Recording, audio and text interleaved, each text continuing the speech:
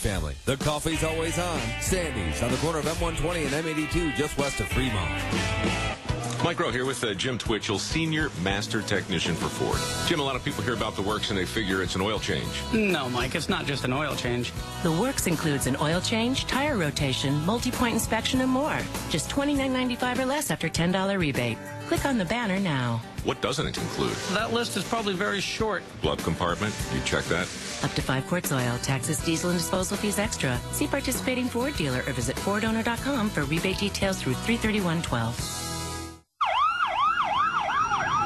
Sirens, jet engines, car horns, leaf blowers. Today's world puts our sense of hearing on overload. Luckily, there are places we can go to refocus our senses. Our national wildlife refuges. It's amazing how much more you'll hear when you just take a minute to listen. Like a stirring chorus of songbirds warbling in the treetops. Or the industrious beaver slapping its tail in the mountain pond over baritone bullfrogs. Or the pulsating beat of a pileated woodpecker looking for a meal. When you hear these things, you're hearing the world the way we found it. With over 500 refuges across America, you don't have to go far to make a special connection with nature. Learn more at fws.gov/refuges. That's fws.gov/refuges. I can solve difficult problems for a Fortune 500 company.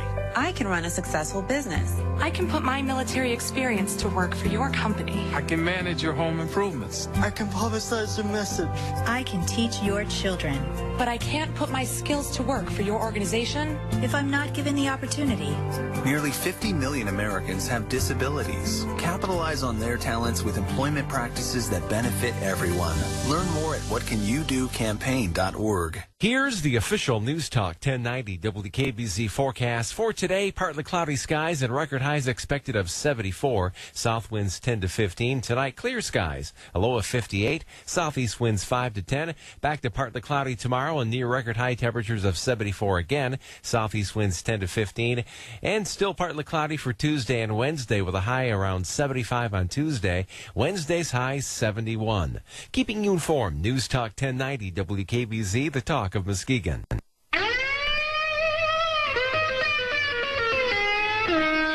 Well, you dadgum government, you sorry so-and-sos. You got your damn hands in every pocket of my clothes. Well, every pocket of your clothes, folks. Good morning, Muskegon. This is EyeOnMuskegon, and I'm Jim Riley here in Muskegon's Clear Channel Studios with the ever-legendary, my friend and engineer, Oscar Osbo. And helping us out this morning in our quest for truth, justice, the American way, is Whitehall businessman and MCC instructor, Andy Fink. Good morning, Andy, and welcome. Good morning, Jim, and thank you. Now, Andy, I was going to give my little pitch about how fabulous you are. I call you Professor Fink. But give us just a little background about Andy. We are reaching up north for a co-host this morning, too, by the way. You don't have time for me to go into detail. I'm excuse me. Easy for you to say. I'm born and raised in Ypsilanti. Moved here to Whitehall when I retired from the practice of law in Connecticut about 9 years ago. My wife operates a bed and breakfast, and I'm involved in the Republican Party here in Muskegon County, and I teach American government at MCC as an adjunct teacher. And there is the Professor Fink. So, and I've attended your class, and my understanding, not as a student, but as a speaker, and my feeling in that visit was that you're doing a pretty good job, and the kids, or actually they're really not kids, the students there of varying ages seem to respect you, and one would hope are learning something from you. So, knock on wood, that'll continue. Well, thank you. I work real hard to get them involved in what's going on in government. Well, that's important, and that's really what our show is all about, which is the power that government has over us, and how truly it has the ability to affect our lives. And sadly, of late, it seems to be more negative than positive. But as a reminder, we are Muskegon's #1 rated political talk radio show. And we are very interested in putting you folks out there in radio land on the air. Why does he have a smile on his face? I know. This there's a little respect given to the #1 rated political talk radio show. Did Jim chew gum in class too when he was there, when he took your class? Jim spoke. He did not chew gum. It would have been impossible to do both. That's the truth. Jim came in as a representative of the Tea Party, and many of the students were shocked to discover he had no horns and no tail. But well, he hides them well. Well, that's true. I had baggy clothes on that day, which helped. But pardoning the rude interruption here, the phone number to call in on the #1 rated political talk radio show in Muskegon County is 231-830-3109. And you can always get information to contact us on our blog, which is EyeOnMuskegon.com, which is EYE on Muskegon, all one word.com. So if you're looking to get in touch with us, not just to call us, not just to send us an email, which that information is there also, but if you're interested in getting in show information, our promos, and show prep and things of that sort, that link is there. And there's also a link to Muskegon Pundit, which is my other blog about information, primarily about Muskegon and the state of Michigan, but also others. So anyway, this morning, today, looks like it's going to be a pretty nice morning. It's March 18th, 2012. It remains St. Patrick's weekend for all of you green beer lovers. And as always, we are going to focus on really how the political class does affect us here in Muskegon County, and how their often irresponsible fiscal behavior will affect you and your children and your grandchildren and your ability to enjoy our beautiful, beautiful county of Muskegon. And really, we've had a very interesting week in Muskegon the last couple of weeks. Anyway, we've had prosecutor fire 2 assistant prosecutors. We've had the sheriff under a cloud. We're going to talk a little bit about that. We've had what has been somehow deemed the worst high school in the state of Michigan. Muskegon Heights High School is under very serious fire as far as possible collapse, and we'll talk a little bit about that. And also at 9 o'clock, we will have a guest. This is a little different kind of a guest than we've had before. And I consider one of the braver men in town after Professor Fink here. But a gentleman named Mark Molitor. He's a local resident, lives in the city of Muskegon. And he contacted the show got a couple months ago via email, and ultimately we got in contact via telephone, and I've met him in person since. But he had some questions about Muskegon County politics and other local politics in town, and he started to do some research. And he's an engineer, a very bright guy, and really did some spectacular research just on his own in terms of county finances, and now has taken a little greater interest in the bus system, the MATS system that runs the buses all over the southern part of the county. And he has also indicated that he might be interested in running for public office. So we're going to talk with him about his research, and we're going to talk with him about what his maybe driving him to run for office. And the reason that is important is the primaries, if you're going to run for most of the public offices in Muskegon County, from the county, the sheriff and the clerks and all the way on down to the local school boards and local townships and city positions, you have until May 15th to file. So it's only less than 2 months now. And if you really care about this county, I think you're going to want to at least give some consideration to either running for office yourself, which is a very tough job, but also supporting those who are running. And so he'll be in here at 9 o'clock. And just a final heads up, our show, and thanks to Oscar, the legendary Oscar Oswell, is on TV 38 every Monday night from 8 to 9:30. And if you get Comcast, that is channel 397. And it's the same show that we do on Sunday, except it's video, so you can see us in all our glory, all our Sunday morning glory. And, we're so glad he didn't come in the nude today. Well, so.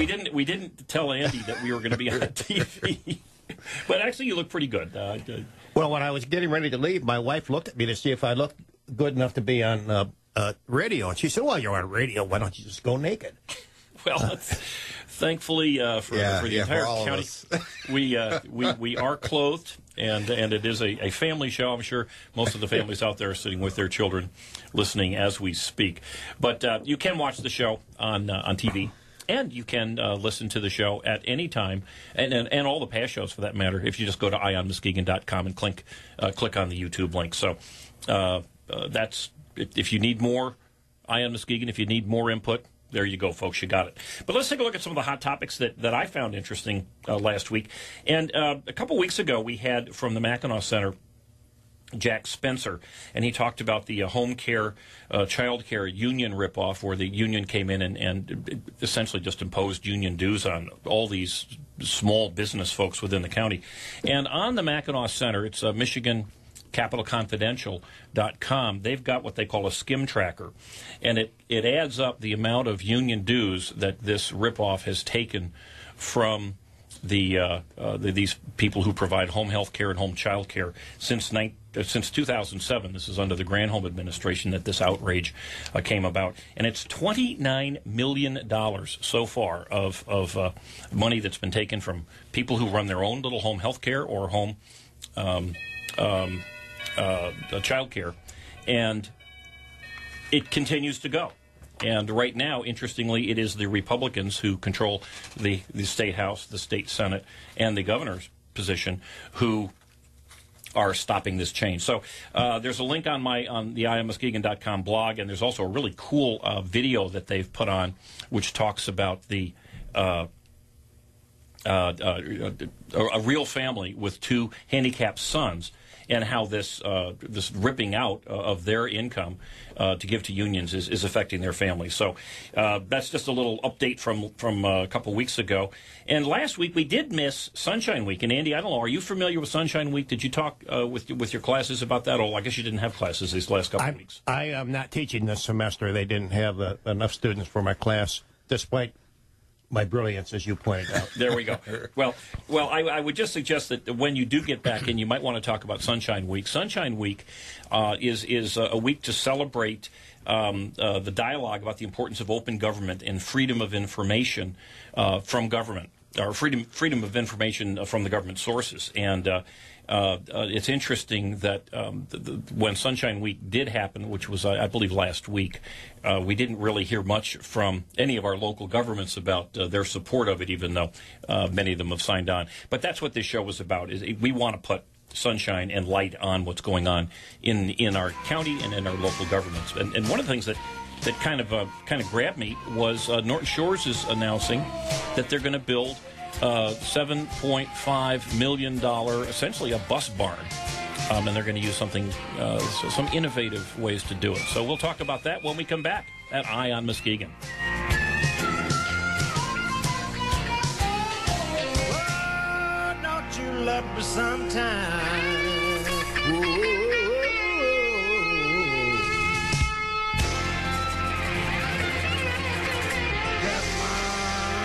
Double audio.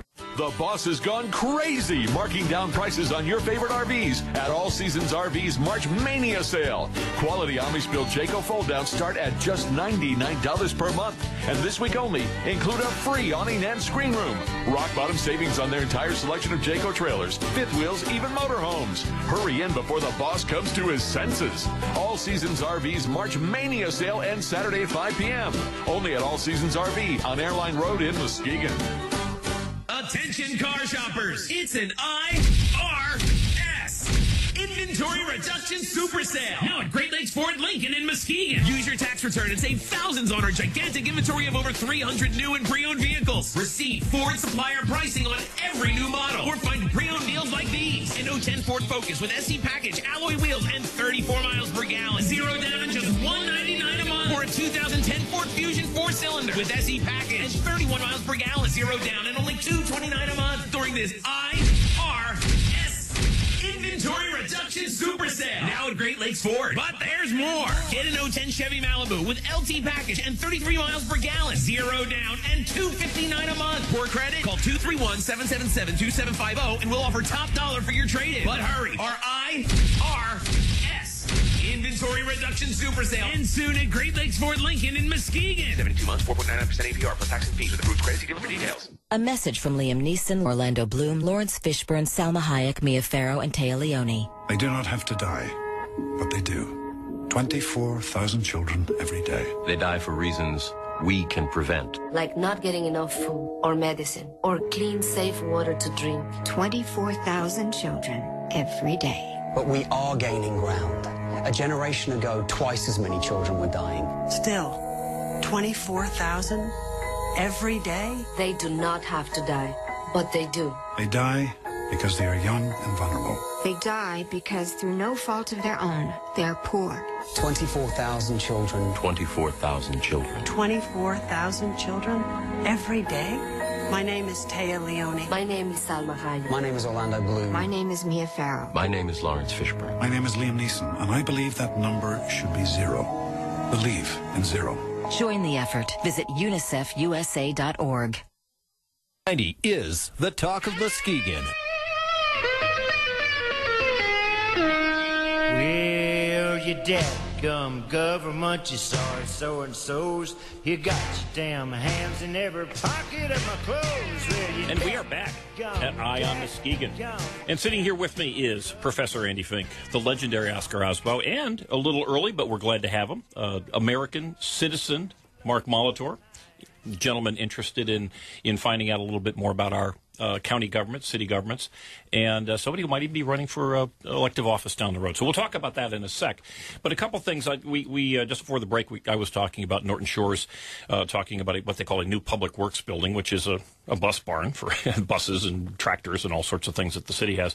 And what I found interesting was that as a resident of Norton Shores, I didn't know anything about this until I read an article in the on mlive.com, but $7.5 million.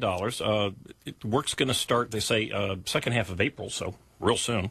And they're going to use something called a tax incremental financing authority, which is explained by the Chronicle as an authority that automatically captures taxes in the area between Pontaluna and Sternberg and some other area, and the captured taxes can only be used for development and public works projects in the area. Now, I'm sure all of us, and certainly all of you listening out there in Radioland, fully understand what that means. Well, they call it TIFA, and that's a shortcut, and I think most communities have it. We have it in Whitehall. And it's just a way of taking taxes that would otherwise go to the county and to other places and keeping them right down in the downtown or within the area of the authority. Okay, so when they use the term captures taxes, they are taking the taxes from some other area. That's correct. There we go. It's smoke and mirrors. Exactly. And you know, I have no comment on my own about whether this is a good idea to build the barn, whether this TIFA is a very smart way, or it's just a clever way to sneak back into your pockets, as our theme song so repetitively warns us that is going to happen from government. But what really struck me was, at a time when we know that our municipalities, our federal government, our states, you name it, everybody tells us that they're broke. I know that Norton Shores just last year passed a millage because they were broke. They were out of money to pay police and firemen and important things like that. And at a time when they tell us things are tight, they always seem to come up with new ways to spend massive amounts of money. And you know, again, maybe this is a great idea, maybe it's a rotten idea, but it certainly seems odd at a time when things are tight. Norton Shores most certainly has had times where the city coffers were flush with cash. Now, I suspect that they're not. Folks, these kinds of things will continue to happen if you don't attend the meetings and if you're not in contact with the people who are making those decisions. And one of the big decisions that's coming up shortly, and this is again another MLive. Thank you, MLive, for providing much of the fodder for our show. But the headline is "Proposed Muskegon County Jail Project to Get Input from Citizens Committee," and this is an opportunity truly for everybody to get involved. It's amazing how quickly this thing has progressed from an idea where a variety of consultants over the years have come up and provided very expensive consulting reports purely designed to keep the elected county commissioners from making the decisions that we pay them to make. And still, they haven't. A consultant hasn't come up with the idea that specifically addresses what they want, which is apparently a brandy new big jail. Wasn't there actually 2 studies done on this one too? I believe there were 4 or 5 studies, and I would just it'd be kind of interesting after we had. A week that celebrated transparency in government, that it'd be nice that the taxpayer could see some of these consulting reports that we so I'm sure eagerly paid for. But what's happening here is they've got all sorts of neat little acronyms going on. But this new thing is called the Muskegon County Jail and Juvenile Transition Center Committee. So they threw the juvenile in there, so that we now know it's not just a jail. I wouldn't be at all surprised that they'll throw in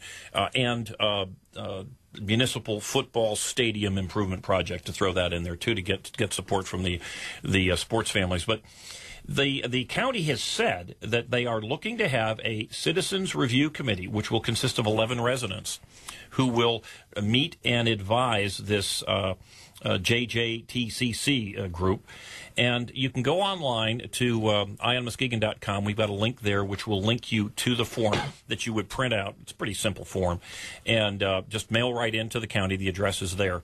And you can go in for an interview of this Citizens Review Committee. And this is, to me, another really great way, Mark. I've actually considered signing up for that just because it's such a big amount of money, and I think it'd be important to it'd be a good gateway into seeing how the government works. Perfect. Well, and it is important that citizens give them some input. They want it, to some extent, to avoid the heat.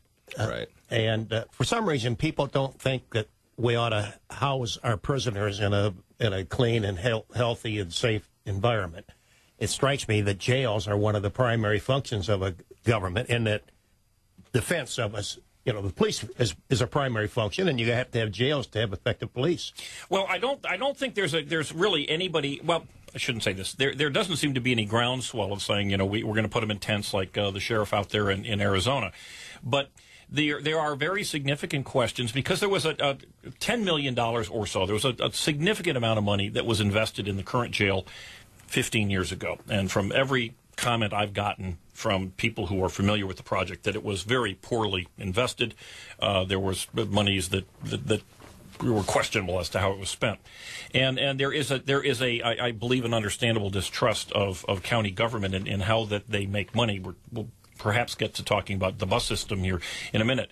But the biggest question, and this has been brought up by quite a few of the county commissioners in meetings, is before we start looking at locations, before we start looking at specific designs and any other things, much of which have been addressed by these paid for and relatively expensive consultants, we need to decide how big a jail we need.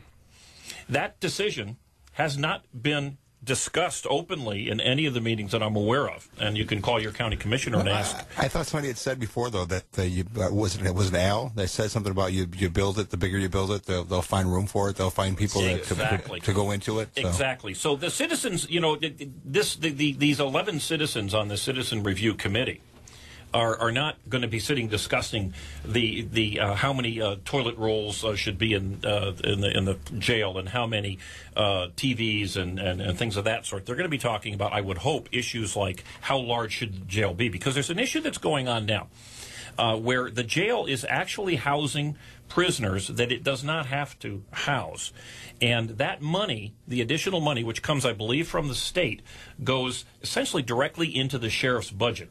It's I will call it a slush fund. I'd love to have the sheriff come on here, and if he wants to explain that to us, the specifics. But the bigger the jail, the more sheriff's deputies you get. Now, we've been told by the sheriff very specifically, and we have all of this on video, which you can see those video links on EyeOnMuskegon.com. But we've been told very specifically that one of the benefits to the new jail is it will cost us less money. I think we heard that from Nancy Pelosi about health care, too. Well, if it costs us less money because the vast bulk of jailing prisoners, or the cost of having them in jail, is the employee cost, that will mean that we will have fewer sheriff's sheriff's employees working at the jail, and of course, if you looked at these most recent union contracts that were just signed at the end of last year, where they're getting as much as close to 60 paid days off every year in those contracts, that's 2 months worth of not working and getting paid. I don't think the sheriff wants to lose those employees. So if we got a larger jail, it may be more efficient, may not be, but we will keep those very expensive sheriff's employees continue to be employed on your tax dollars. So the question is, there are lots of questions here. I don't want to get into the super details. Well, one of the real problems with planning for a jail is that the occupants of the jail are determined by the prosecutor and the judge, and to a lesser extent the sheriff's department. And none of these departments are under the control of the county commissioners. While the county has to build the jail, we don't have any input. The commissioners have no input as to how many cells we need. That's done by elected officers who are responsible to the public, not to the county government. Well, you're sort of right. And like Oscar said, as one of the county commissioners has flat out come out and said, and I think most judges will agree, if we build a 600-bed jail, we'll fill it. If we build a 1,000-bed jail, we'll fill it. If we build a 2,000-bed jail, we'll fill it. But the county may not have specific control over the sheriff, per se, because he's a separately elected official, as is the prosecutor. But the county has 100%. Not 99.999, 100% over the budget. And they can determine how many sheriff's deputies they're going to have. They can determine what they're paid, what their union contracts are, and everything else. They have enormous power, power that they, for the most part, have not exerted in the past, and they certainly have the power of the bully pulpit. What they've done, I think, is, and I'll use the term, I think it's cowardly. They've paid consultants, expensive consultants like crazy over the years to come up with consulting plans. They've not made the plans public. Until they keep coming up with ways to get around the tough decision. Are you saying that the reports are not available under the Freedom of Information Act? I would imagine they're available under the Freedom of Information Act, but I will say this. I have submitted 2 Freedom of Information Act requests to the county with absolutely no response. So, yes, I'm not a lawyer. I'm not prepared to engage a lawyer. But I do know that my personal view is the county practice at this point is when they get a FOIA request from Jim Riley, anyway, is to let that that's got to be linger right there, right? You need a pseudonym. You know? Yeah. Well, I don't mind being a ghost filer on your behalf. Well, we may do that, but again, is that really the transparency that we want? Do we, and to me, yes, there are federal laws that allow us to get involved and get response from the county. Obviously, they're not. Matter of fact, they're not even interested in bringing this to a vote for a millage, because they know that the vote would get turned down. And I would suggest that I would vote against it, not because, as you say, Andy, that we don't need a jail. We certainly do. But in fact, how is this going to be put together? It's going to be another big slush fund. So we'll be back. We're talking a few other things when we get back at Eye on Muskegon.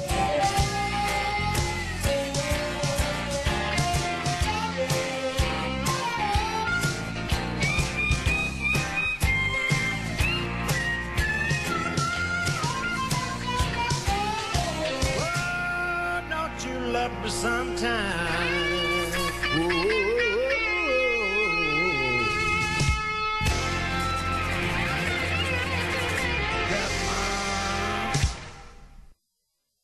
At Service One Federal Credit Union, your account information is just a call, click, or text away. Open a membership with Service One today, and you'll have access to account information 24/7 with our home banking, phone banking, mobile banking, and now text banking. At Service One FCU, electronic banking allows you to see detailed information, transfer money, make loan payments, and pay bills. With text banking, there's no more wondering. Simply text us, and we'll send you your balance within seconds. For more information, stop into Service One Federal Credit Union at 1075 East Sherman Boulevard or at 1625 East Wind Drive, just south of the Lakes Mall. Service One FCU is federally insured by the NCUA. Army Specialist Andrew Pike became paralyzed while serving in Iraq. Andrew and his father explained the impact of his injury. At first, you think, I want my son to be able to walk. My injury was a gunshot wound to the left abdomen from a sniper. My first contact with paralyzed veterans was in Walter Reed. Paralyzed Veterans National Service officers work with our injured veterans to ensure they get the benefits they have earned. NSO Michael Killen explains. We try to reassure them what benefits are out there, and we try to educate them and take some of that stress away from them. Paralyzed Veterans of America helped Andy get the auto, housing, and vocational benefits he earned. PVA did a fantastic job making sure that he got those benefits on a timely basis. Right now I'm going back to school to earn a degree, and I'm just spending time with my wife and child. To learn how you can help our paralyzed veterans, visit pva.org. A public service message from Paralyzed Veterans of America.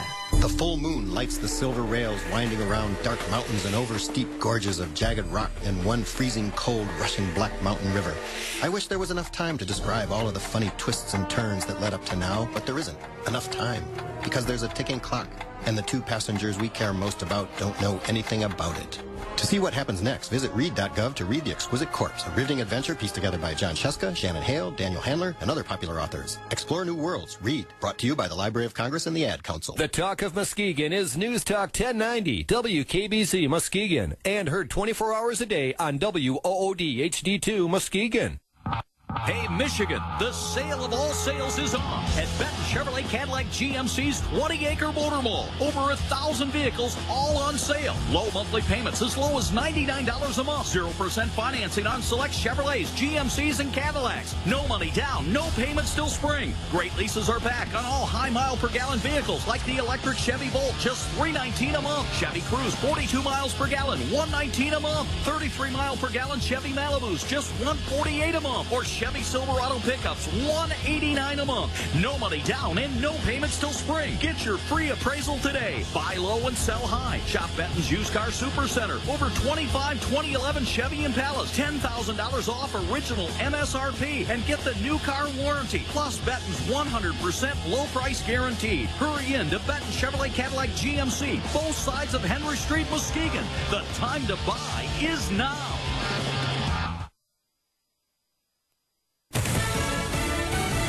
Fox News Radio. I'm Chris Foster.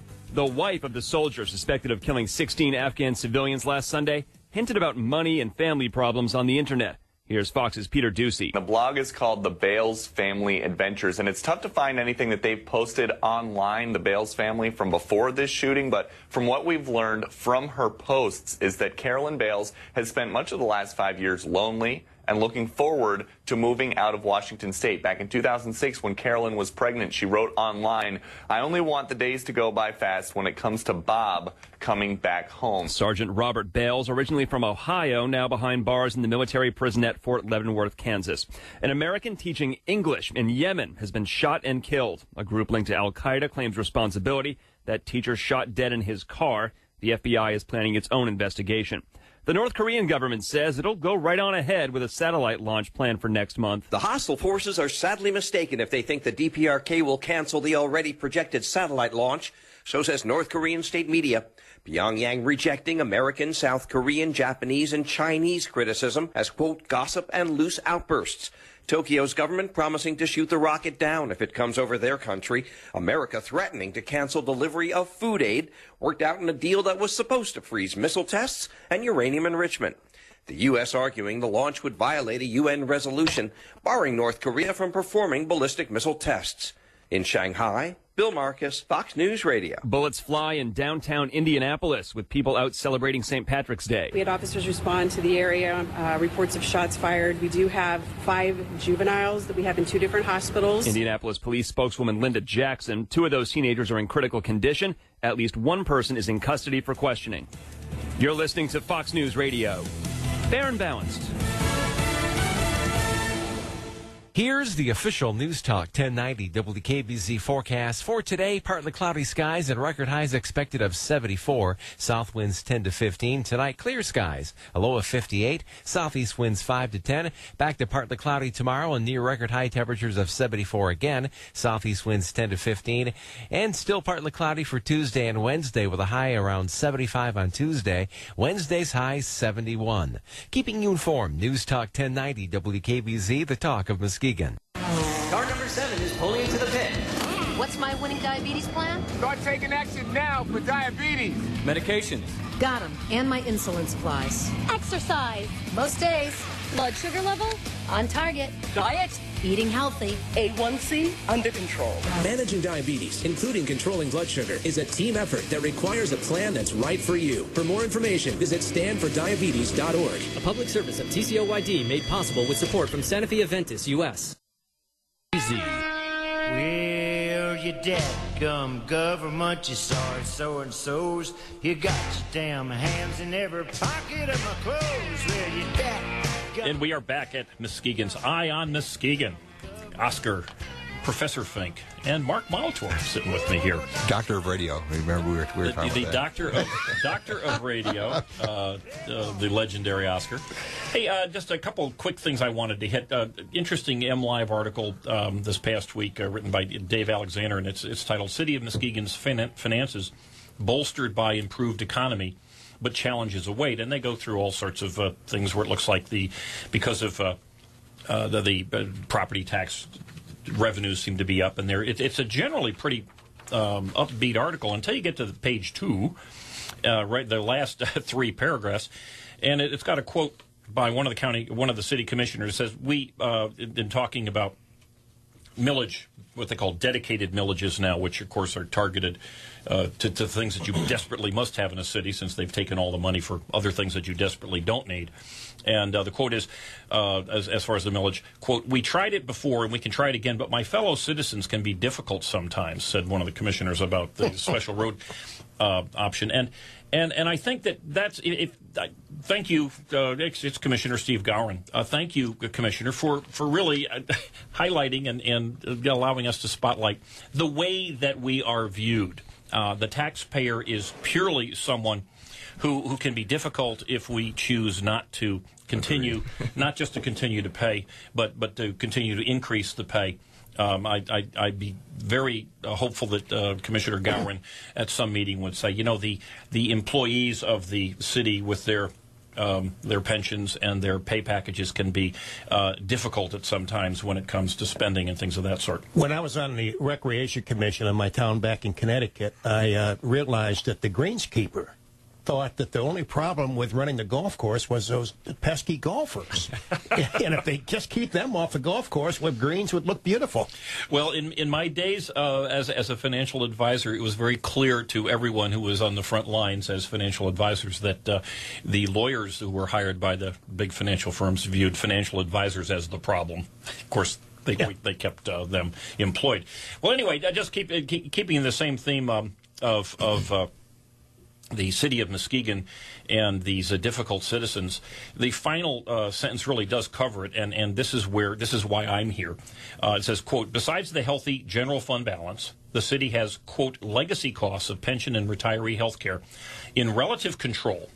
Labor costs are in check thanks to recent union contracts, and the city's overall debt load is low while it retains unused millage capacity." Now, and this is apparently from the city manager. It's a sort of a quasi-quote.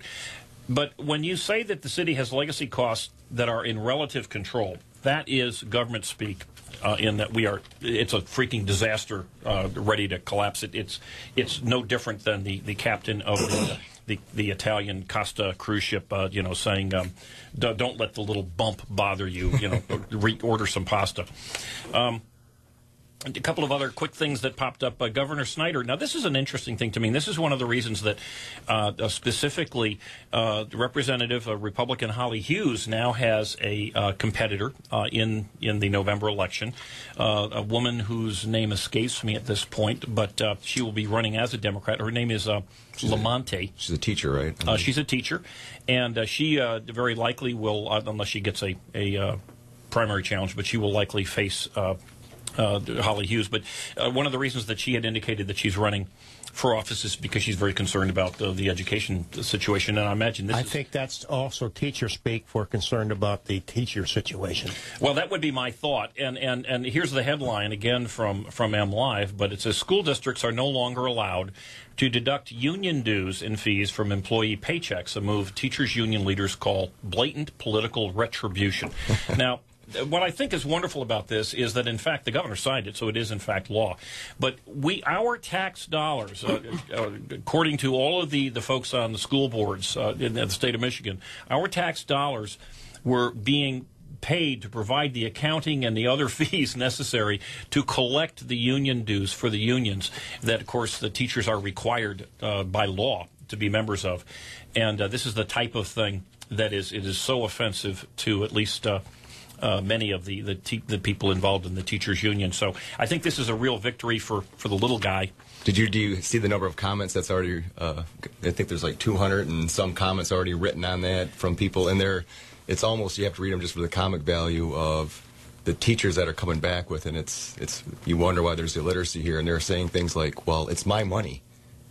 I can do it what I want. Well, that's not what the law even says. It says they're not going to take it out. Yeah. You can do whatever you want with your money. It is your money. We agree. The law doesn't say that they're telling you what you can and can't do. It's just that we're not going to do it as an administration anymore. I think that the legislation is correct, but I don't think it's as clear cut as you're suggesting. Though employers do take out for the United Fund. They take out for the federal income taxes. They take out for the state taxes. True. So the employers do a lot of accounting work for other groups, and so it's not, to me, an outrageous thing that they would do it for the teachers union. Well, I would say then why not, if there was an alternative teachers union or there was a group that was fighting against the teachers union, why not have the school systems deduct for that? The simple fact that teachers unions are not the federal government. There's a law that requires that. And teachers unions are specifically unlike the United Way in that the United Way encourages you to give, and if you don't want to give to the United Way, you don't have to. Yes, that's right, which makes it even a more expensive accounting system for the school boards, though, because they have to keep track of individuals instead of the general rule. Well, I might even argue that perhaps you've got an argument there, but again, we're mucking it up. Yes. We have a school union that now the people are free. You think about it. If you like the United Way and you voluntarily contribute to the United Way or any other charity, you wake up in the morning and say, I feel good about this. Everything that we're hearing, these 200 some comments on M Live, I'm sure that if the teachers unions were providing the value added, that in fact their dues will not only continue unabated, but they'll probably go up because of the wonderful service that they're providing to their members. One thing about the union too, though, I mean, I work for a place. I won't mention the place I work for, but it was one of those things where the union said you have to put your money in for the United Way. That's kind of what you have to do. It's not like you're not going to do it. Like I say, I won't say the employer that I worked for at that time. It was you had to put your money in for United Way. Well, that was the union thing going on. There are many examples of thuggishness on behalf of. Because do you want your job? Okay, then you put in for the United Way. But Jim, as I said, I agree with the legislation, but their priorities are wrong.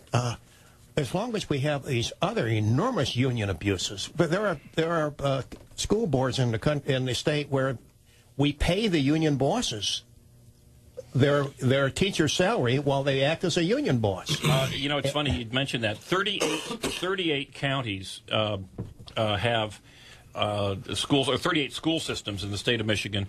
Actually, the union steward is paid for by the school board, and that very specific issue is in the House, the Michigan House, right now. So what's happened is when you do the omnibus bills, as was found out in Ohio when some of the union abuses, there was a bill trying to rein that in. The omnibus bills are tough. The small ones are a lot easier to get past. It's just a simple fact of accomplishing the job. But again, this isn't anti-teacher at all. As a matter of fact, there are many teachers that are not don't really like the idea that they have to be that they're forced into being members of the union. This is taxpayer, and I would argue that if you were an elected official or a state rep and you said, I want to stop the school boards from collecting United Way dues, that wouldn't be something that would be good for your future career as an elected official. So you have to deal with the realities of politics. And today, our school systems, on one hand, tell us they're broke. On the other hand, say they got plenty of money to do all sorts of other things. In this case now, the school systems have a little less time that they have to spend on accounting for the unions. And it gives muscle to the school boards. They don't have to pay the teachers' unions. It's just that it's not worth fighting about when they enter into the contract negotiations. Well, you know, that's an extremely good point. One of the reasons that so many of these issues are going above the local level, which us fiscal conservatives and federalists say we want local control. One of the reasons that these have gone to the state level is that the schools have learned, or the school unions have learned, that they can very easily pack the school boards with people who are very sympathetic with the school unions' goals. And matter of fact, as the Michigan Education Association has done in the past, if someone with a big mouth decides to run and make a big issue about the abuses of the school unions, what will quite typically happen, and it's been well documented, massive amounts of money will flow in to make sure that those people are defeated in the next election, or at least attempted to. Or recalled. And in many cases recalled. And this just happened Williamsburg or someplace in the eastern part of the state just about a year and a half ago. So it's very tough for an individual who wants to see better accountability in their school system to frankly beat a school board or a union school union member in an election. So that's a separate issue. But we are talking about local elections and local involvement by citizens here. And Andy, you know, you're one of the guys that maybe you haven't. I don't know if you've run for public office since you've moved here. Yes, I ran for the school city council once, and I came in 7th out of 7. Well, wow. you have shown the guts to run and to stand tall afterwards. And we have the gentleman Mark Molitor. And Mark, maybe you want to just give a little quick background as to who you are and what got you interested and why you're sitting here. Well, let's see. I'm 45. Been in the city of Muskegon for 16 years. The city of Muskegon. City of Muskegon. Always lived in the city since I moved to Muskegon. 2 different locations, but engineer, graduated in '88 with a BSME. So I've been working at SAF Holland for 15 years. I actually started as a junior engineer, worked my way up, and now I basically head of engineering for one of the business units there. So I have a couple different design centers underneath me. Pretty much have never really been really involved in politics much at all. I mean, I watched on TV once in a while, but didn't really interest me. And I've been one of my design centers is in Holland, so I spend a lot of time in Holland now. And so, you know, you drive through Holland and you see the development there and all the new buildings and the industries going there, and then you come back to Muskegon, and I love Muskegon County. I love the lake shore, but it's different. You know, there's a lot more things going on in Ottawa County. And so, you know, you start becoming aware, and then you also, the people of Ottawa County, the people that I work with, you know, Muskegon, they kind of thumb their nose at it because we're kind of you know, they consider it a dangerous place to live, and it's not, obviously. But, so that, you know, I started getting interested from that standpoint, and then somebody forwarded actually one of your emails from one of your blogs, I think, and it started talking about a couple of local retirees from the county, and I think one was 54 and the other gentleman was 60. And it went in to talk about their pensions, and the 54-year-old, I think, was getting $48,000 full benefits, health, eyes, and the other one, 60, was getting it was over $60,000 right from day one. And then it went on about the $100 million debt. Now, when I get an article like that, I don't forward it. I read it, and then I start looking into it because I want to see the data for myself. So it took a couple months later. I saw some more stuff on the subject, so I finally really started doing a bunch of web searches and got into the county site and pulled out the annual plan, or excuse me, pulled out the annual report and started going through it. And sure enough, it was, I think we had like $37 million for the pension itself. We were underpaid and underfunded, and then the majority of it was the benefits portion was well over $70 million, and underfunded.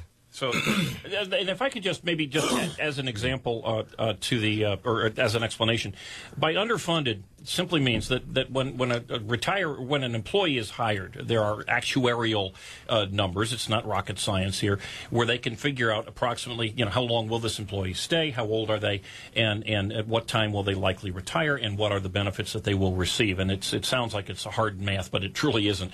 And counties like Oakland County, which is 7 times the size of Muskegon County, they're underfunding, or they're funding for their retiree pensions and their retiree health care and in Muskegon's case, vision and dental benefits. Oakland County, 7 times our size, their underfunding is 0. That's 0.00. They don't have any underfunding, because in fact you have to save up you have to have a fund of money in order to provide these benefits in the future. Muskegon County, which again 1/7 the size of Oakland County, has I think about $20 million in their pool, but they're about $100 million underfunded for what the actuaries say is safe and reasonable. So that at some point when they don't say it's safe. At 80%, they say you're at risk. So the 80% is actually kind of like warning. So we're actually at 82%. And it's also based upon, what's interesting is it's actually based upon a rate of return of 8%. So, which, of course, is absurd today. Yeah. So when you start looking at, and I read, what's funny is I started getting into like the whole pension argument and reading, you look at Rhode Island, who had to basically went bankrupt because of they had some extreme pensions where they were paying out, in excess of $100,000 to people. But we're, $100,000, we're paying out $65,000. That's not too far behind. Well, that isn't true. We're paying out quite a bit longer. When you have people who retire in their late 50s and early 60s have been around. That's true. 25 and 30 years, it's a little different. Well, I don't want to get into the real specifics, but the points are that you looked in, you saw some numbers. I saw some numbers that scared me. You didn't believe. Didn't believe. I find this true when I tell people about these numbers, and they say, "Well, that just can't possibly be." Can't be. Matter of fact, I approached my county commissioner a couple of years ago, and I said, did you know that this most recent contract? This was 2 years ago. They've gotten more generous since, but this most recent contract has 58 paid days off for the union. And the county commissioner looked at me and he said, "Well, no, that can't be true," and then went back to the county administrator, Bonnie Hammersley, and confirmed that in fact was true. And I thought, good golly, this is actually when I started thinking I might run for office. Good golly, this gentleman just voted on this contract like a month before.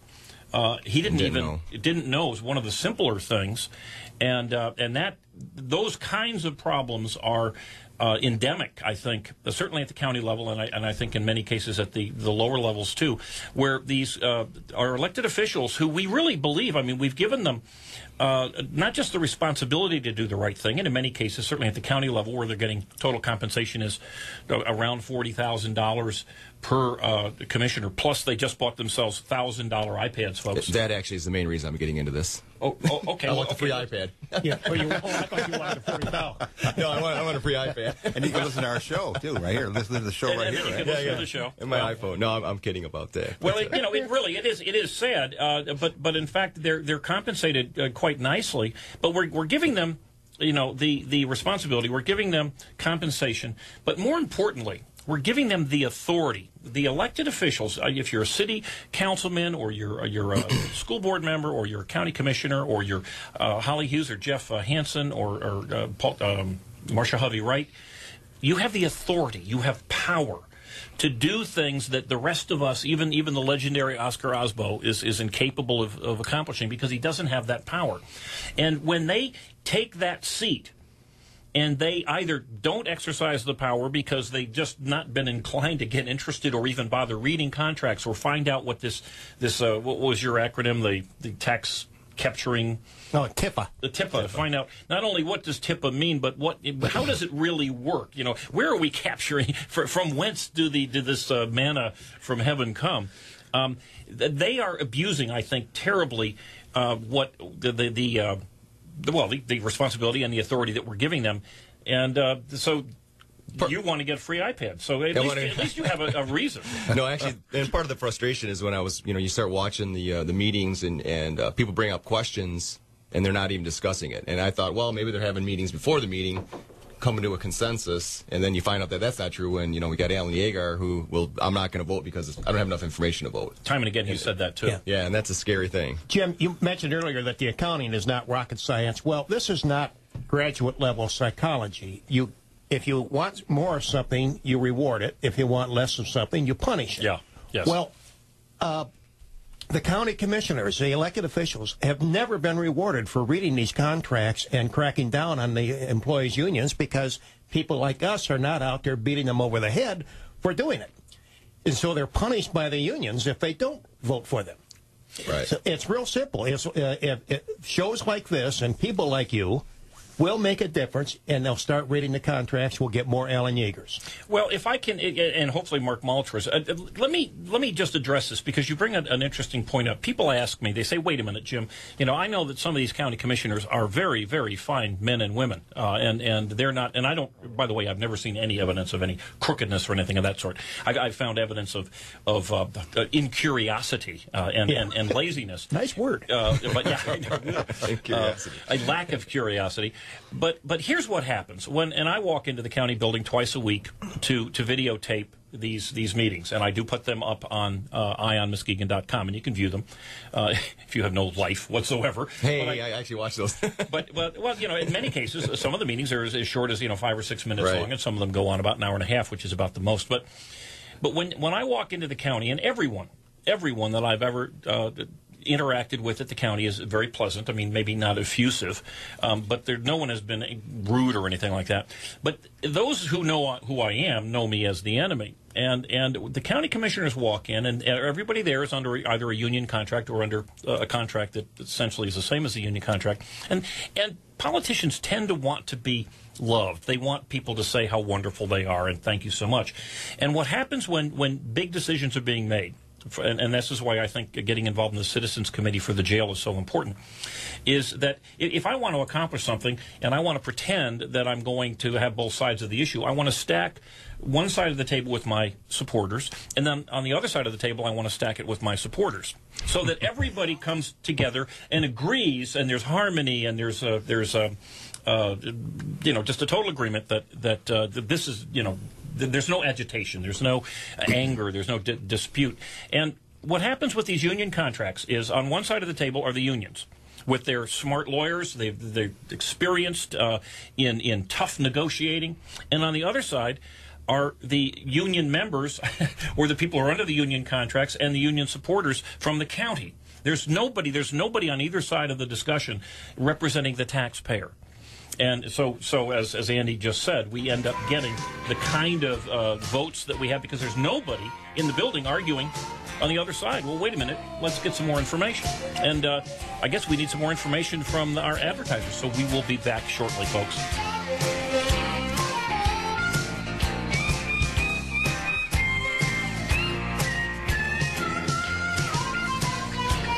Steelhead fishing, a great time on the river. The new long-range archery has St. Croix rods, bait, and tackle ready for your fishing trip. Stop in and check out their line of Pelican kayaks, too.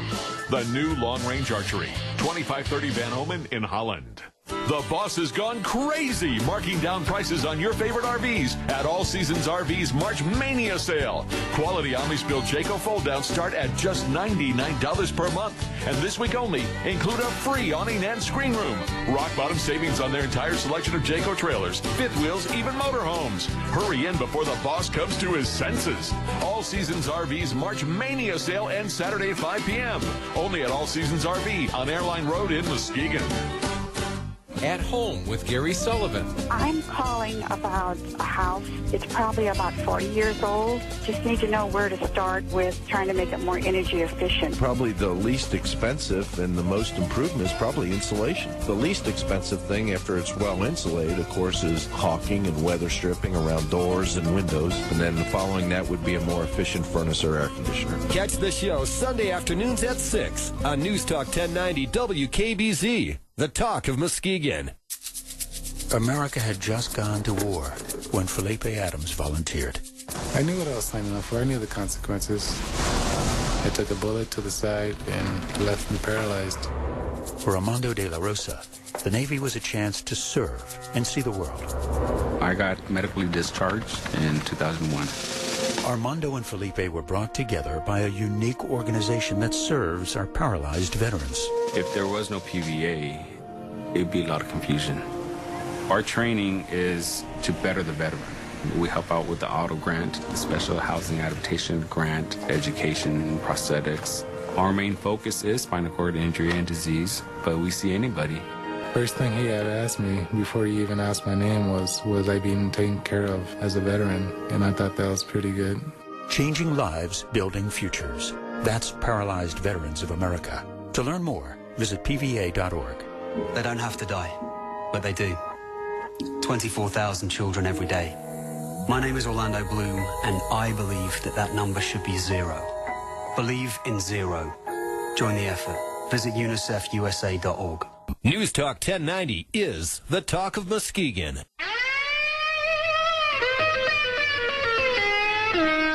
Well, you dadgum government, you sorry so-and-sos. You got your damn hands in every pocket of my clothes. Well, you dadgum. Every pocket of my clothes, folks. We're building bus barns, and we're moving big ships, and we're hiring, the county's hiring bus coordinators. But we are back at EyeOnMuskegon.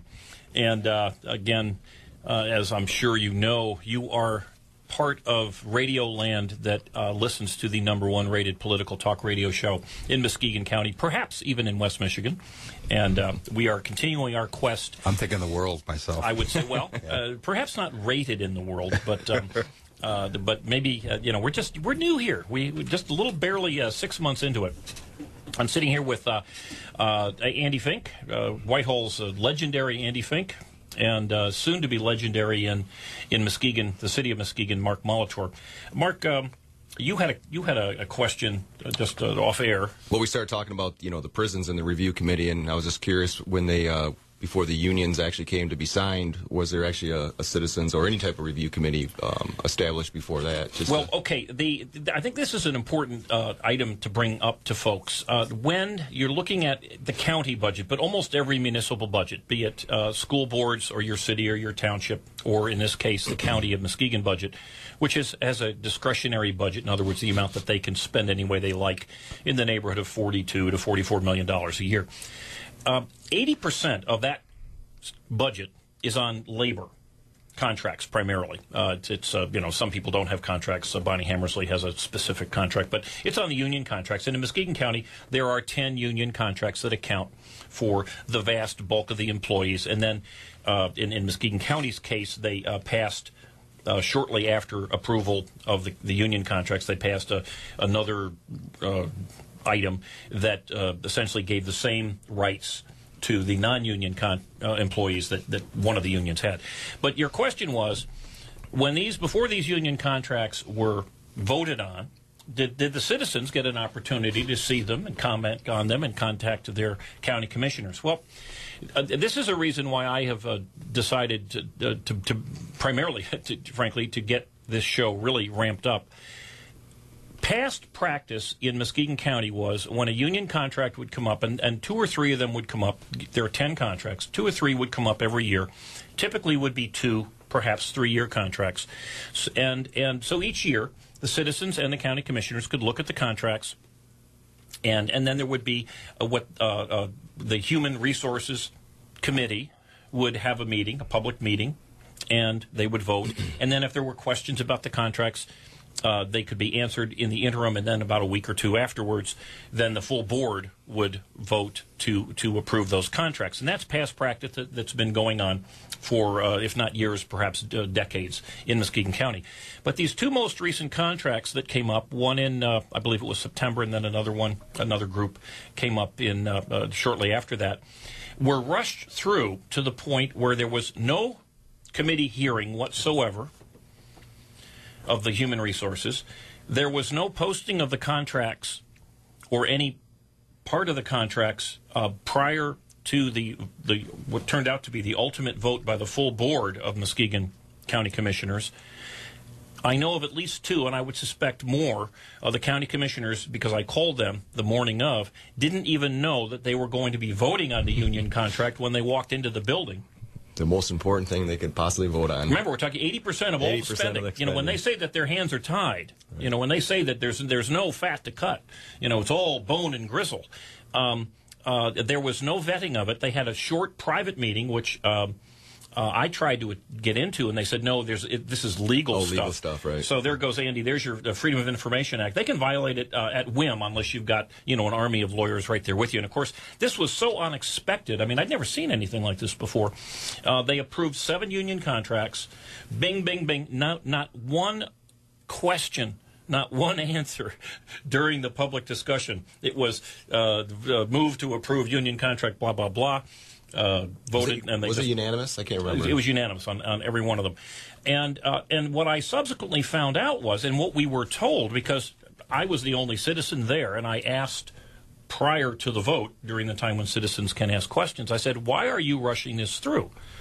And they said, "Well, we need to do this to comply with the governor's demand for good governance that contracts be done by a particular date," which was, I believe it was in October of last year.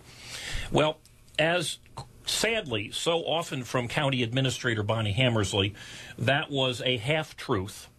It was probably about 1/10 of what she said was true. It wasn't intended to comply with the governor's plans for good governance. It was to get around the governor's plans for good governance, because if they were able to vote in these union contracts, 7 of the 10 union contracts, they violated the 80-20 rule, which had certain minimums that good municipalities would have their employees pay for, 20% of their benefits. It got around that deal. So in other words, they didn't rush through. They didn't violate past practice of not having a committee meeting. They didn't rush this through without anybody even seeing this in order to protect the taxpayers or even to get involved in any kind of good governance. It was purely to satisfy the unions who apparently control the entire county board, because all 7 votes were 11-0. And the other 3 contracts were, interestingly, subsequently voted on, again, in violation of good governance goals by the governor. And, of course, the problem with that is that the governor had said that we're going to have perhaps slush fund is the wrong term, but that's really what it is. We're going to have a fund of cash because we're running the state better than it has been run in years, and we're going to have extra money that we can divvy out to counties. And we are going to divvy it out to those counties that are showing us that they're responsibly managing their union contracts and their benefits and the like.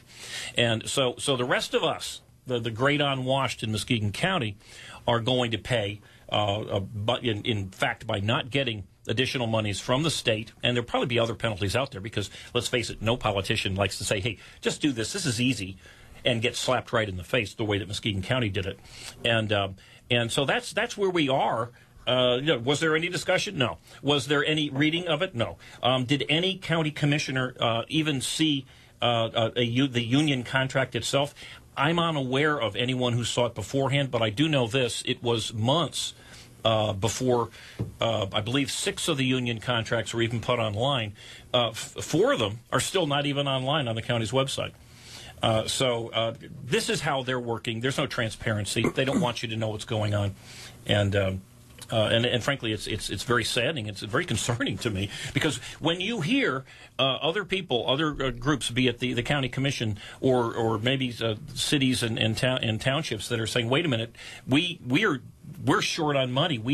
Things are really tough," and the county's not getting money from the state, from this revenue sharing or various other things. Well, in good measure, if we're not getting what we consider our fair share, in good measure, it's because the 11 county commissioners voted unanimously to take our fair share and give it to their employees in the form of outrageous benefits and pay packages. So, and then of course, just a couple weeks ago, the county commissioners' average compensation, by the way, these commissioners get full lifetime health care benefits, the dental benefits, vision benefits. They get a pension. and then they just went out and voted themselves. They said they needed computers, and of course none of them could afford a $350 computer like I just bought a couple weeks ago. They just bought themselves $950 iPads and awarded themselves free internet at the tune of about $30 a month for each one. So this is a county that's... Not to mention the warranty package, too. You know what? Don't know about the warranty package. Wouldn't be surprised. I know that when this was open for public comment, there was some production of the cost of going through the computers and, with virus and things of that sort. So there will be other costs. But again, $40,000 per county commissioner is not enough. They needed an extra $1,000 plus, well, $300 or $400 a year in internet connection and other things. That's where we're going. If I could just say one thing. I've had Oscar and I were talking about this earlier, but we have a situation with the prosecutor who was fired, 2 prosecutors, assistant prosecutors. We have a situation where the prosecutor has accused the sheriff, perhaps, of doing certain things that apparently not illegal, but bad judgment. Bad judgment. We have, of course, a school board that has taken the heights down the tubes, and we have a brand new bus coordinator, which we'll talk about in a sec. But what happens, I think, too often with elected officials is that they start to believe, number one, as Mr. Gowron said, that people can be disagreeable at times, the taxpayer, but they start to believe that they're bulletproof. They start to believe that, in fact, they're underappreciated, and they ought to. They start voting for things that at least make them feel good about themselves.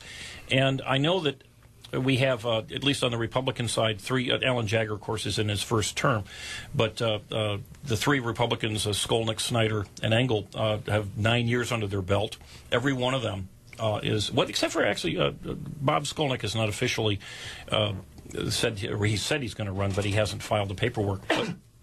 But what happens, I think, and almost every single incumbent is slated to run again, they start to think of these seats as their own, and it changes who you are. Jim, there was a economist from George Mason University in Virginia who got a Nobel Prize in economics for doing the studies that showed that public officials make decisions that benefit themselves. Now, to quote Homer Simpson, duh. Yeah. Well, I don't think I've seen any specific remuneration to themselves, with the exception of this iPad thing, which is really in your face. He wasn't talking about graft. Yeah. He was not. He was talking about all of the other things to get reelected. Yeah. And to get benefits like all these medical benefits you're talking about. That's not graft, but it's. Well, it is to their benefit. Yeah, very much their benefit. Well, there's another thing, too. And, Mark, somehow I've got to control my talking here because I want to hear from you. I think that anybody who knows you will tell you this can't be done. That's not possible. Well, that's why I had to get a radio show to at least get some people to listen to me. But I can turn off his mic if you want me to. Then you'll lose your pension I know. and the medical benefits that would be good for me then. Generously provide. Well, actually, let's get to Mark, because you've done. You mentioned some of the homework that you did in looking at, or actually confirming information that you had gotten from, I guess, one of my blogs. It's not that hard to get. I mean, you did some digging, and you came up with a list that really shocked me. But you have a unique knowledge set because of the company that you work for that's involved in the transit buses. The transit buses. And what I found really very striking was that you sent a letter to Jim Coons, who is the transportation director, I believe. Well, actually, I sent it to the commissioners, and it ended up getting forwarded to him.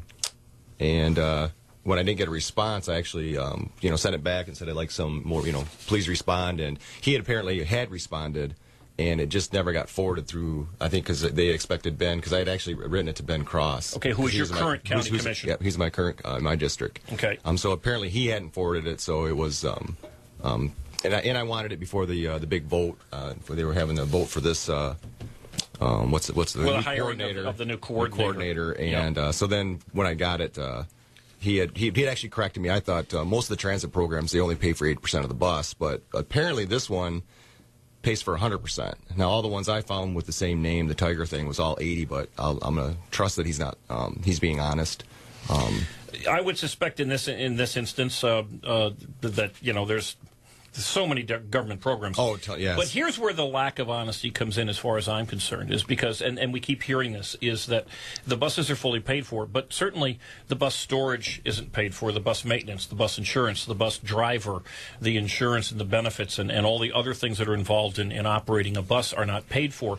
And what so saddens me, and you, if you've, any one of you who've either been to a county commission meeting or seen the videos, what so saddens and really angers me is that no one asks the question, okay, we get a free bus.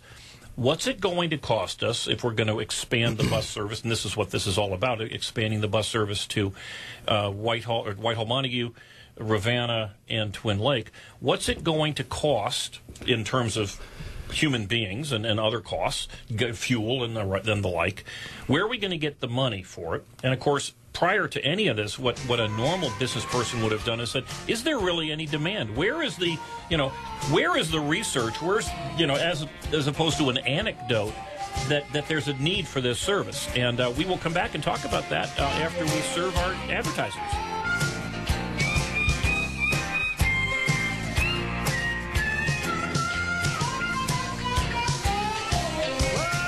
Oh, don't you love me sometime?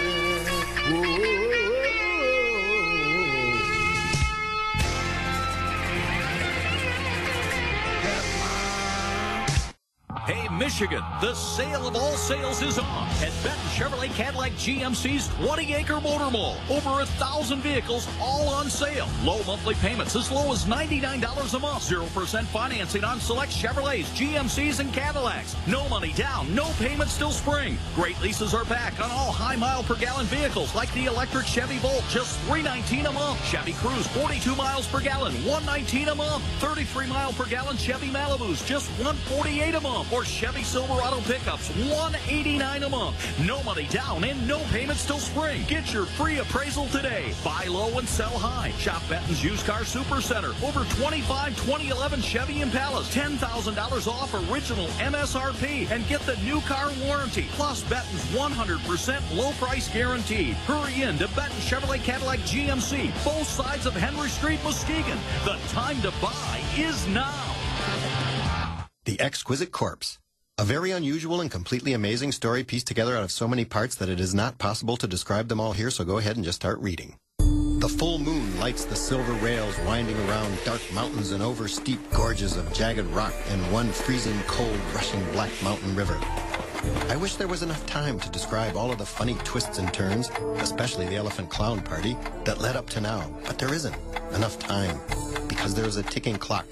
And the two passengers we care most about don't know anything about it. In a sleeping berth in the third car from the end of the train are two children, 11-year-old twins who have just run away from the circus. The girl's name is Nancy, the boy's name is Joe. They have no idea that those are not their true names, though they will figure it out soon enough. To see what happens next, visit read.gov to read The Exquisite Corpse, a riveting adventure pieced together by John Shuska, Shannon Hale, Daniel Handler, and other popular authors. Explore new worlds. Read.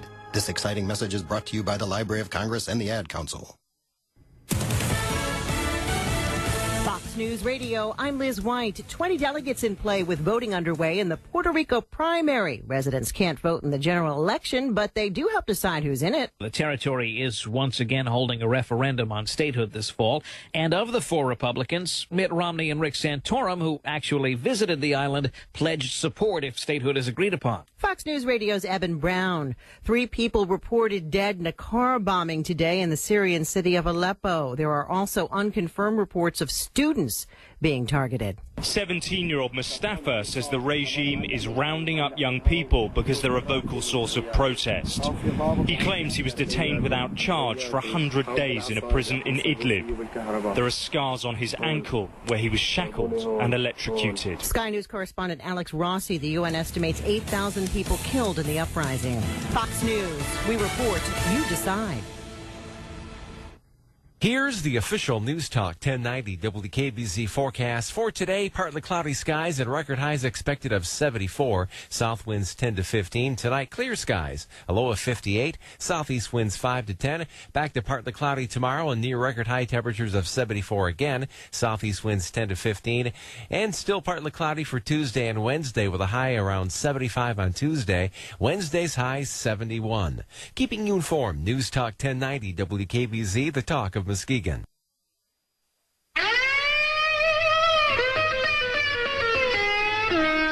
Well, you dadgum government, you sorry so-and-sos. You got your damn hands in every pocket of my clothes. And we're back at EyeOnMuskegon with Professor Fink and Mark Molitor. I'll have to come up with a moniker for you.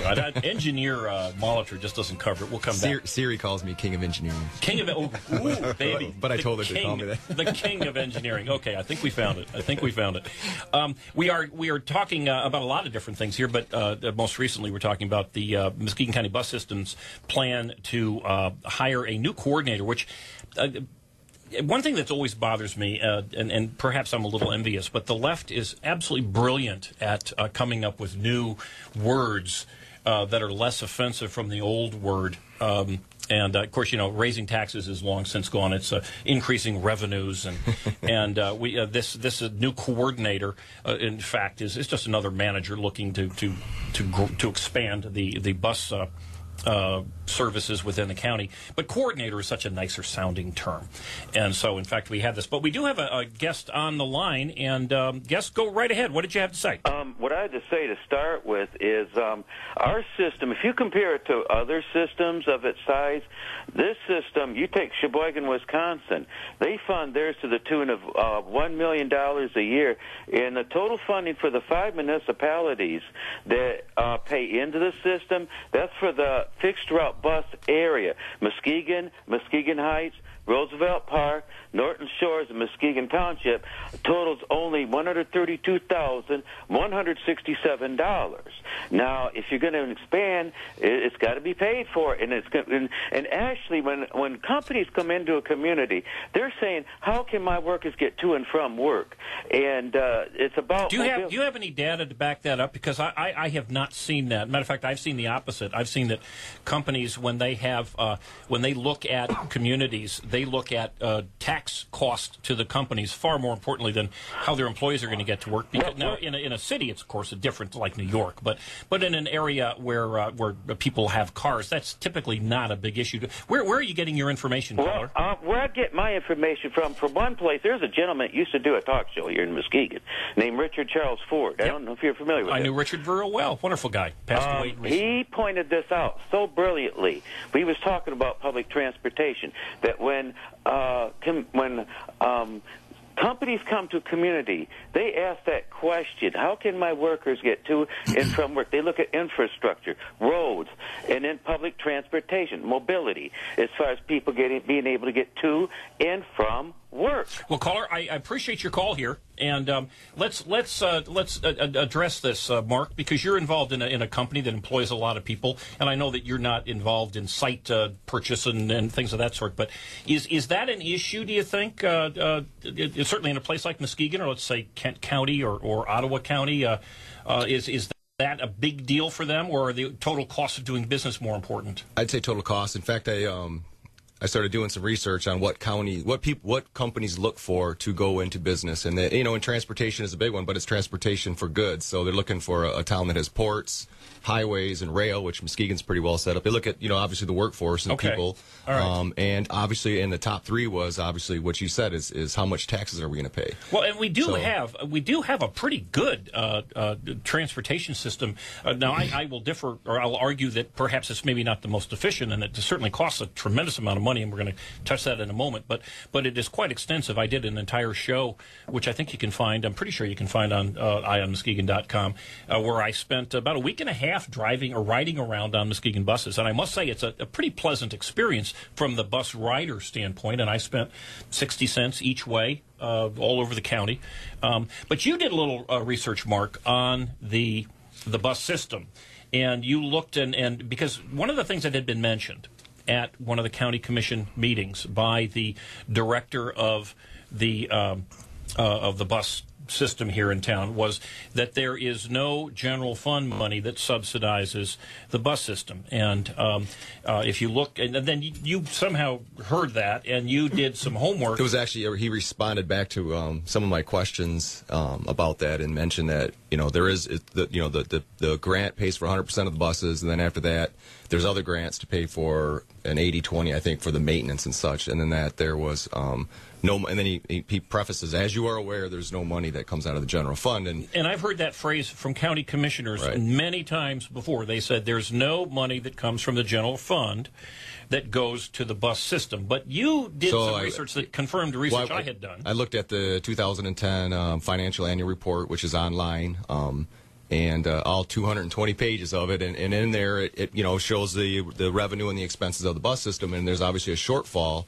And so, what was that? How big? I think it was $670 some odd thousand. And what they said was that actually comes out of the asset, which I guess is like you're giving up the equity in your home. So I'm still kind of waiting to get an answer about what that really means. But it sounds to me like somehow we just go into more debt, but it really doesn't. It's because it wasn't budgeted. I'm not. Yeah. I'm you got confused on how. Is it possible it's just depreciation, a recognition that the equipment is wearing out and the buildings are wearing out? Well, there actually is money that we're spending because there is an expense. So yeah, part of that is depreciation, and then there's money coming in for grants, and then the revenue that the bus gets, which is a very small portion of it. But so my question is what and it was in the minutes of the meeting. They actually did say that they were going to come back and they were going to do a little study and where does this money really go or come from. Well, see, this to me is really the crux. People like you, people like myself, the people in our county aren't required to know the cross every T, dot every I, and understand the difference. What's the general fund and what's the unfunded pension cost and things of that sort. But when you ask your county commissioner, the people who are actually voting on these things, they don't have a clue either. As a matter of fact, in many cases, they have less of a clue, certainly, than you do, Mark, and I do. And that, to me, is the concern. It's the lack of curiosity, and it's the flagrant right out either believing what you've been told, which may not be a lie, just sort of a half-truth. Because when they use the term specifically, when you say, where's the money coming from? And I've heard time and again, no money's coming from the general fund. Well, then the question is, well, where is it coming from? Right. Please. And we're not getting that answer. Unfortunately, too many people at all levels in the county are not asking that question.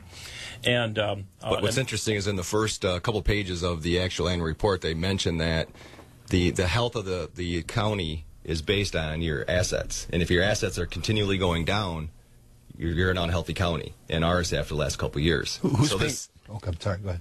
Who's sorry? I was just saying, who's paying for the grants? Yeah. The grants. Well, who's paying for those? It's people outside the county. Yeah.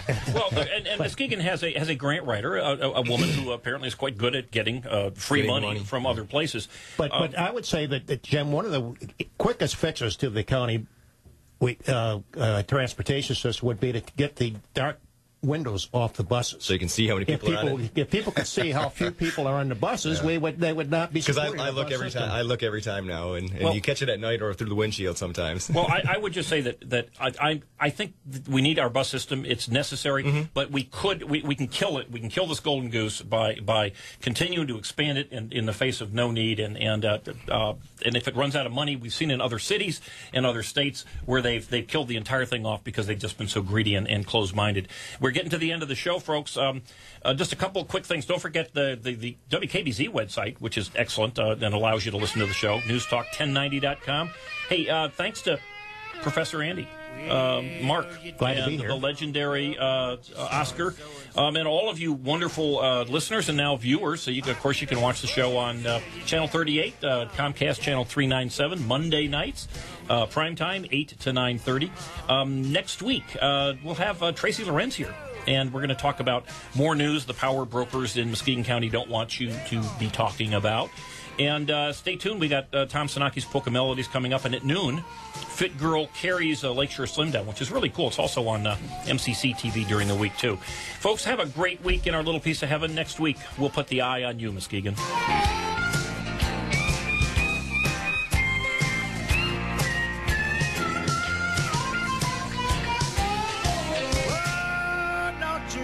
me sometime.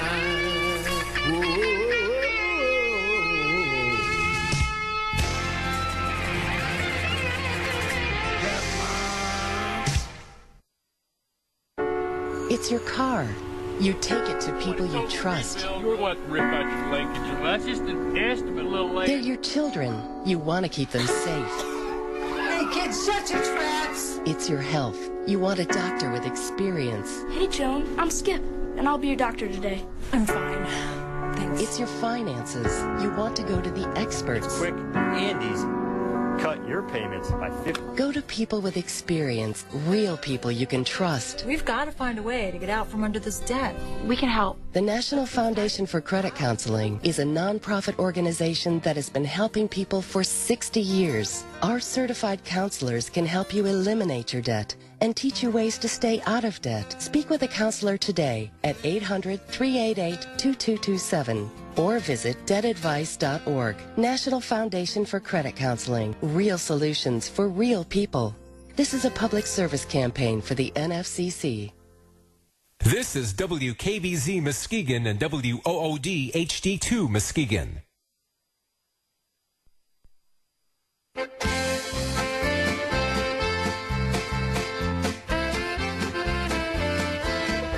Skip there on the CD. Good morning, good morning. It's Sunday, March 18th, 2012. I'm Tom Sanaki right here on the Talk of Muskegon with the Polka Melodies. That's right, it's Sunday morning, 10 o'clock in the morning, which means it's polka time all the way up until noon today. Got a great show for you, lots of music and more entertainment.